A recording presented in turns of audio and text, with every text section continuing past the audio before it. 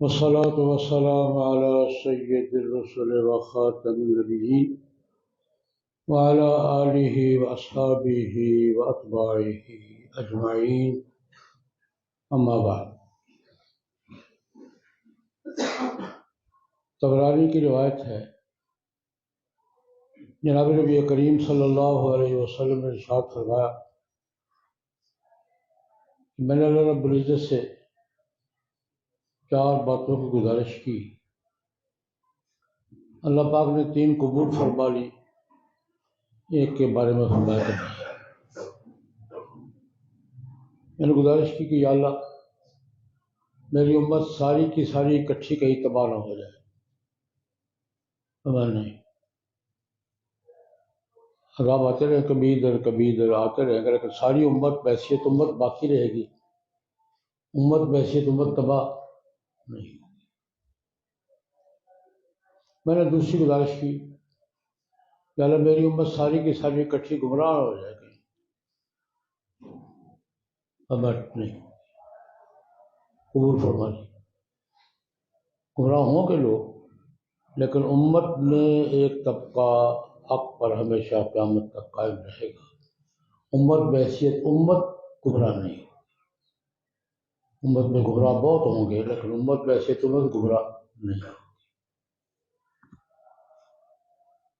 تیسری گزارش رسول اللہ صلی اللہ علیہ وسلم ارشاد فرماتے ہیں، میں نے گزارش کی کہ یا اللہ میری امت پر پہلی امت میں جیسا عذاب اجتماعی عذاب نازل نہ ہو، ان کی طرز کر سارے غرق ہو گئے ہیں، سارے جل گئے ہیں، سارے دفن ہو گئے ہیں، ایسا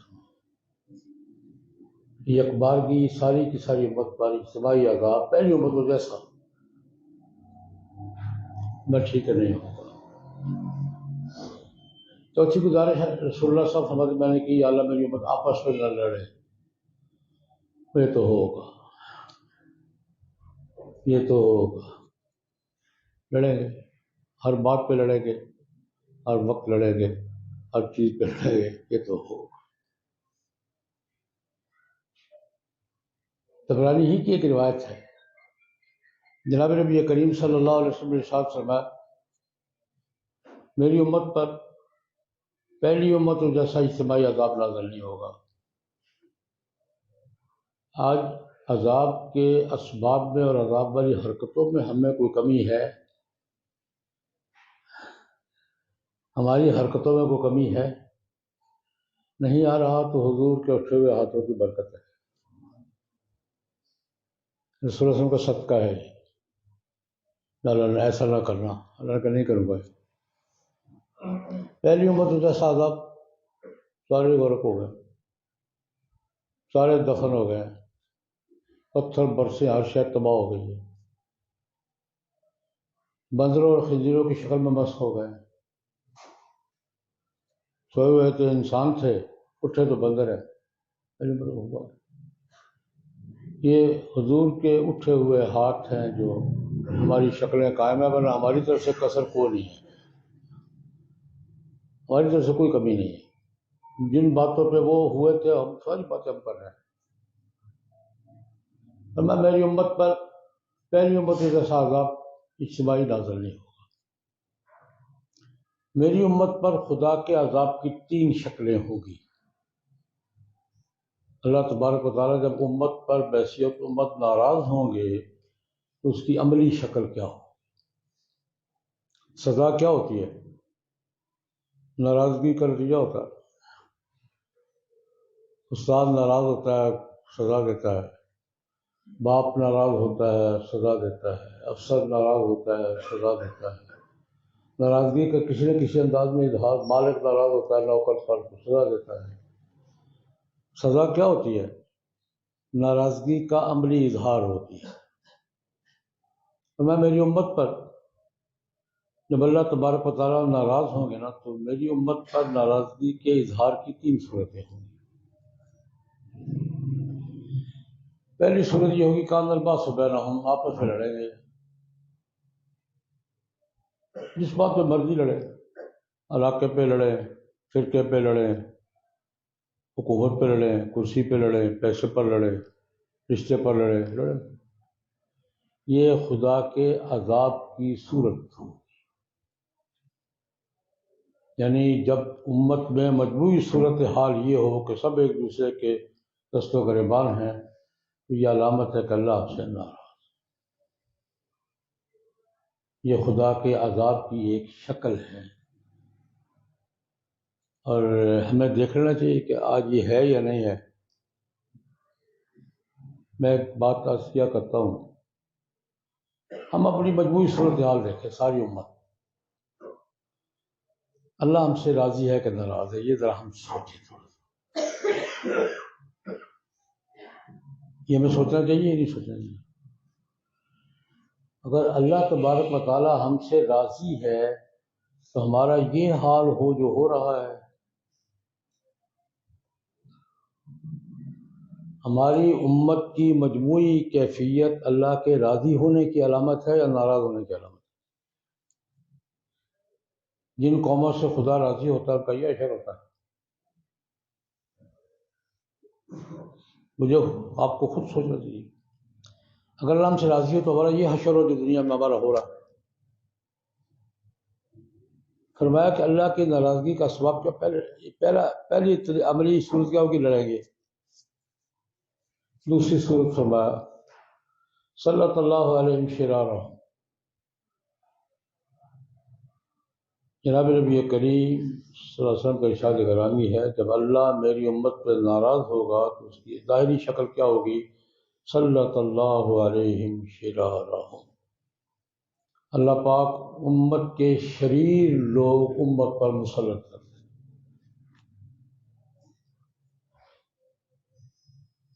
تشریح کی ضرورت ہے۔ صلی اللہ علیہ شرارہ، انہی کے شریر لوگ اللہ پاک انہی پر مسلط کرتے ہیں، یعنی قیادت شرفاء کے حق میں نہیں، امت کی باغ ڈور شرفاء کے ہاتھ میں نہیں ہوگی۔ اللہ پاک خود چن چن کے امت کے شریر لوگ امت پر کیا کر دیں گے؟ مسلط کر دیں۔ یہ دوسری شکل ہوگی اللہ کی ناراضگی کے اظہار۔ جب ایسی کیفیت ہو تو سمجھنا چاہیے کہ اللہ راضی نہیں ہے یار، اللہ پاک ہم پہ کیا ہے؟ ناراض ہے۔ تیسری شکل اس سے بھی دونوں سے زیادہ خوفناک ہے، فَمَا ثُمَّ يَدْعُو خِيَارُهُمْ فَلَا يُسْتَجَابُ لَهُمْ، اچھے لوگ دعائیں کریں گے ان کی بھی قبول نہیں۔ یہ نہیں کہ لوگوں کی دعائیں ہو رہی ہیں۔ ثُمَّ يَدْعُو خِيَارُهُمْ، خیر والے لوگ، چنے ہوئے اچھے لوگ دعائیں کریں گے، فَلَا يُسْتَجَابُ لَهُمْ، ان کی دعائیں بھی قبول نہیں ہوں گی۔ میں سمجھانے کے لیے عرض کیا کرتا ہوں، گھر کا بڑا کوئی ناراض ہو گیا ہے، ناراضگی کی ایک حد یہ ہوتی ہے آخر میں، جاؤ یار میں کسی کے نہیں سنتا، ہوتی ہے کہ کبھی کبھی ناراضگی اس حد تک پہنچ جاتی ہے، یار میں نہیں سنتا کسی کا، یہ وہ حد ہے۔ ثم يدعو خيارهم فلا يستجاب لهم، اچھے لوگ دعائیں کریں گے اللہ پاک کو چھوڑ گا، ان کی دعائیں بھی قبول، اس سے بڑی کوئی عذاب کی شکل ہے؟ دعائیں قبول نہیں ہوگی اچھے لوگوں کی، تو اللہ کی ناراضگی کی یہ صورت ہوگی۔ آج ہمیں تینوں حوالوں سے دیکھ لینا چاہیے کہ ہمارا حال کیا ہے۔ اللہ پاک سے تو ہم ہر چیز مانگ رہے ہیں، خود بھی کوئی حرکت چھوڑنے کو تیار ہیں،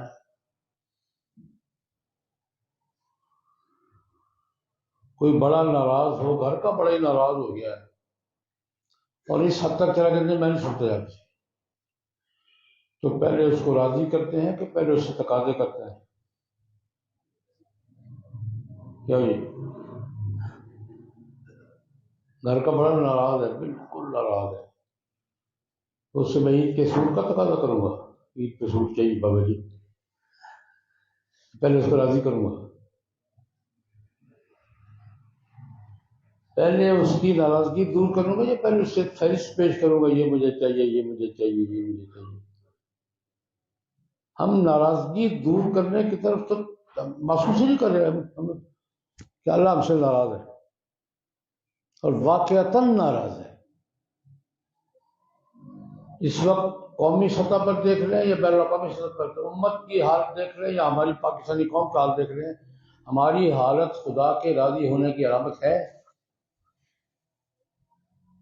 کیا ہم اللہ رب العزت کو ناراض سمجھ رہے ہیں اور اس کی ناراضگی کے لیے کوئی بھی ایک حرکت بھی چھوڑنے کو تیار ہے؟ کوئی ایک حرکت نہیں۔ ہماری جن حرکتوں کی وجہ سے وہ ناراض ہے، ہم میں سے کوئی بھی، میں بھی شامل ہوں آپ کے ساتھ، ہماری جن حرکتوں کی وجہ سے وہ ناراض ہے اپنی کوئی حرکت چھوڑنے کو تیار ہیں؟ میں ایک مثال دیتا ہوں۔ جناب نبی کریم صلی اللہ علیہ وسلم نے دعا کی قبولیت نہ ہونے کی ایک وجہ بیان فرمائی ہے، حدیث مبارکہ ہے، حضور نے فرمایا ایک آدمی آتا ہے بیت اللہ کا غلاف پکڑ کے روتا ہے، گڑگڑاتا ہے، دعائیں مانگتا ہے، یا اللہ یہ دے، یا اللہ یہ کر۔ کہاں کھڑا ہے؟ بیت اللہ کے ساتھ، بیت اللہ کا غلاف پکڑ کے رو رہا ہے، گڑگڑا رہا ہے، دعائیں مانگ رہا ہے۔ رسول اللہ صلی اللہ علیہ وسلم فرماتے ہیں مطعمہ حرام، مشربہ حرام، مطعمہ حرام، انا یستجاب له۔ کھانا اس کا حرام کا ہے، کپڑے اس کے حرام کے ہیں، پینا اس کا حرام کے ہے، دعا کہاں سے قبول ہوگی؟ دعا قبول نہ ہونے کی ایک وجہ، اور کون فرما رہا ہے؟ نبی کریم صلی اللہ علیہ وسلم۔ مطعمہ حرام، کھانا اس کا حرام کا ہے، پتہ نہیں میں کیا کھا رہا ہوں۔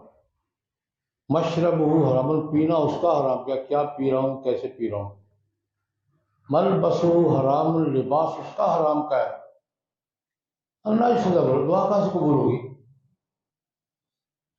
یہ ایک سبب ہے، دعائیں قبول نہ ہونے کا ایک سبب یہ ہے کہ حلال حرام میں فرق نہیں ہے، نہ کھانے میں، نہ پینے میں، نہ پہننے میں۔ ایک بات اور شامل کر لیں، جناب نبی کریم صلی اللہ علیہ وسلم نے جہاں یہ فرمایا کہ قرآن پاک پر عمل کرنا مسلمان کی ذمہ داری ہے، تو اس کی چھوٹی سی علامت بیان کی ہے، بعمل بہ، قرآن پاک پر اس کا عمل ہے، کیسے؟ اس سے ایک علامت بیان کی ہے، فَأَحَلَّ حَلَالَهُ وَحَرَّمَ حَرَامَهُ۔ قرآن پاک پر کسی کے عمل کی علامت کیا ہے کہ قرآن پاک نے جس کو حرام کہا ہے اس کو حرام سمجھتا ہے، جس کو حلال کہا ہے اس کو حلال سمجھتا ہے۔ قرآن پاک نے کوئی حلال حرام کی فہرست بیان کی ہے یا نہیں کی؟ کچھ چیزوں کو حرام کہا ہے یا نہیں کہا؟ کچھ چیزوں کو حلال کہا ہے یا نہیں کہا؟ حلال حرام کے دائرے بیان کیے یا نہیں کیے؟ جو مسلمان قرآن پاک کے حلال حرام کے دائروں کی پرواہ نہیں کرتا، اس کا قرآن پاک پہ عمل نہیں ہے۔ قرآن پاک پر عمل کی علامت کیا ہے؟ فَأَحَلَّ حَلَالَهُ وَحَرَّمَ حَرَامَهُ۔ قرآن پاک کے حلال کو حلال سمجھا ہے، قرآن پاک کے حرام کو حرام سمجھا ہے، تو قرآن پاک پر عمل ہے، اور اگر نہیں ہے تو قرآن پاک پر عمل نہیں ہے۔ اور فرمایا کہ اگر حلال کا اہتمام ہے خوراک میں، لباس میں، پینے میں، تو دعا کی قبولیت کی توقع کرنی چاہیے، اور اگر کھانے پینے لباس میں معاملات میں حرام یا حلال کا اہتمام نہیں ہے، اللہ اس دعا کیسے قبول ہوگی؟ آج ہمارا ایک بڑا مسئلہ یہ بھی ہے، دعائیں قبول نہیں ہوتی۔ دعا کی قبولیت کے لیے سب سے بنیادی شرط حلال ہے۔ سعد بن ابی وقاص رضی اللہ تعالیٰ عنہ عشرہ مبشرہ میں سے ہیں، بہت بڑے صحابی رسول ہیں۔ ان کے بارے میں یہ مشہور تھا کہ بابا جی وہ بات کیا دیتے ہیں وہ اللہ پاک پوری فرماتے ہیں، مستجاب الدعوات ہے۔ بعض بندے ایسے ہوتے ہیں، خود نبی کریم صلی اللہ علیہ وسلم نے بھی فرمایا کچھ اللہ کے بندے ایسے ہوتے ہیں جو دیکھنے میں کچھ نہیں لگتے، لیکن لو اقسم علی اللہ لابرہ، اللہ کا نام لے کے کوئی بات کہتے تو اللہ پاک لاج رکھ لیتے ہیں۔ لو اقسم علی اللہ لابرہ، اللہ کی قسم اٹھا کر اللہ کا نام لے کے کوئی بات کہہ دینا تو اللہ پاک ان کی لاج یار کہہ دیا کر دو۔ سعد بن ابی وقاص رضی اللہ عنہ کے بارے میں بھی ایسا ہی تھا، بابا جی جو بات کہہ دیتے ہو جاتی، اللہ پاک کر دیتے۔ ایک آدمی نے پوچھا یا حضرت آپ کے بارے میں تجربہ بھی ہے، مشاہدہ بھی ہے، شہرت بھی ہے، آپ کی دعا قبول ہوتی، وجہ؟ سعد بن ابی وقاص کہتے ہیں اور تو وجہ سمجھ میں نہیں آتی، پر ایک بات سمجھ میں آتی ہے کہ جب سے کلمہ پڑھا ہے اس وقت سے لے کر آج تک، یہ درمیان میں کوئی 20-25 سال کا فاصلہ ہے، جب سے کلمہ پڑھا ہے اس وقت سے لے کر آج تک اس حلق سے کوئی ایک لقمہ بھی ایسا نیچے نہیں اترا اس کے بارے میں تسلی نہیں ہے کہ کہاں سے آئے۔